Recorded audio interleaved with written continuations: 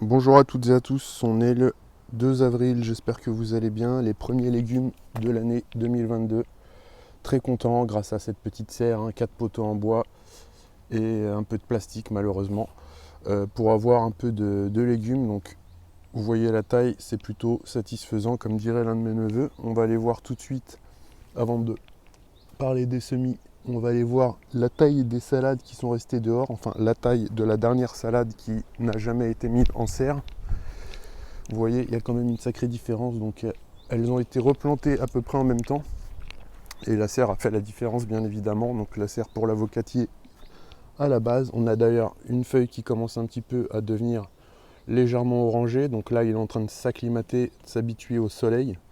Les températures sont très basses, donc les semis sont rentrés tous les soirs. Donc j'ai pu tous les repiquer en fait un par un, qui est un petit peu le travail pas évident. Avec les carottes, ça va être encore une autre affaire. Je vais couper en fait comme si c'était un gâteau, des parts de cake comme ça, que je vais replanter. Et puis après, j'éclaircirai au fur et à mesure. Donc là, on a des semis de maïs.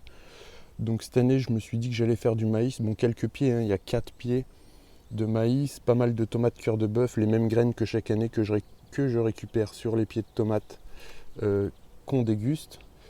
Des tomates qu'on déguste plutôt, donc beaucoup de tomates. Là, on a du melon, ainsi que ici aussi, voilà, 2 petits pieds de melon. J'en referai peut-être d'autres, mais c'est vrai que je vais déjà voir ce que ça peut donner. Qu'au niveau de l'avocatier, j'essaye d'être assez prudent. Je le rentre aussi le soir, les températures descendent beaucoup trop. On a vraiment des températures qui sont proches de zéro en ce moment, la nuit.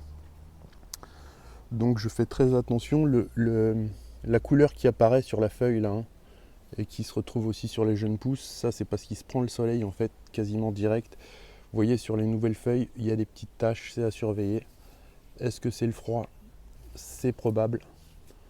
Bon, c'est à surveiller, mais il va très très bien. Il commence à être vraiment de belle taille.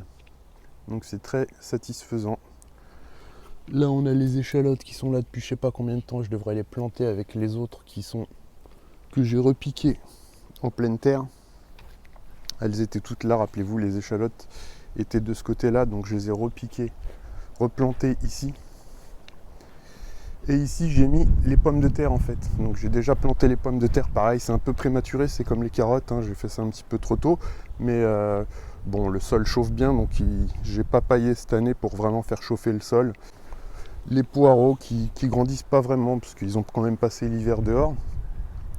On va voir ce que ça va donner.